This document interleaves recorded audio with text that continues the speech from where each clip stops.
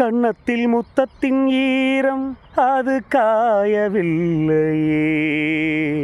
கண்களில் ஏனந்த கண்ணீர் அது யாராலே?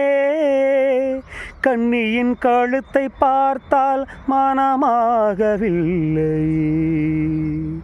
காதலன் மடியில் பூத்தாள் ஒரு பூ போலே.